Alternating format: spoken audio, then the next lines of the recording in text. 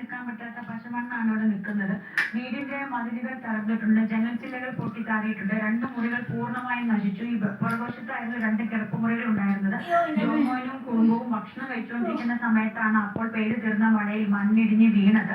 അവർ dining റൂമിൽ ആയിരുന്നു ഉള്ളത് കൊണ്ടാണ് അപകടത്തിൽ നിന്ന് സത്യമാണ് രക്ഷപ്പെട്ടത്. ജോമോനും കുടുംബത്തിനും ഇപ്പോഴും ആ ഞെട്ടൽ മാറിയിട്ടില്ല. നമ്മൾ നിൽക്കുന്ന സ്ഥലത്ത് ഗ്ലാസിന്റെ ജനലുടെ ഗ്ലാസ്സിലൊക്കെ തകർന്നു കിടക്കുന്നത് കാണാം. വീടിന്റെ പിൻവശം മുഴുവൻ കറിവേപ്പില വായിലിട്ട് ചവയ്ക്കുക. ഈ വലതുവശത്ത് കാണുന്ന ഒരു ഓട്ട എന്ന് പറയുന്ന ഒരു പഴയ ജനലിൽ ഒരു കിടപ്പുമുറിയാണ് നമ്മൾ ആലോചിക്കണം.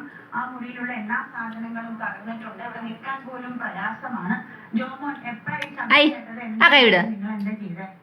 കുട്ടിയിൽ ഓൺലൈൻ പരീക്ഷ ആയിരുന്നു. 10 അത് കഴിഞ്ഞ് ഓൺലൈനിൽ പരീക്ഷ കഴിഞ്ഞു ഞങ്ങൾ ചോറെടുത്ത് വെക്കുന്നു. 10:00 ചെറുതായ ഒരു ശബ്ദം കേട്ട് ഇപ്പൊ ഇവിടെ ഒന്ന് ജനൽ തുറന്ന് നോക്കുന്നു. അപ്പൊ അവിടെ മണ്ണിടിഞ്ഞ് ചെറുതായിട്ട് വീണ്ട. ആ മണ്ണിടിഞ്ഞ് വീണ ശബ്ദം കഴിക്കുന്ന വെച്ച് നോക്കുമ്പോ ഇവിടെ നോക്കിക്കൊണ്ടിരിക്കുമ്പോ വലിയ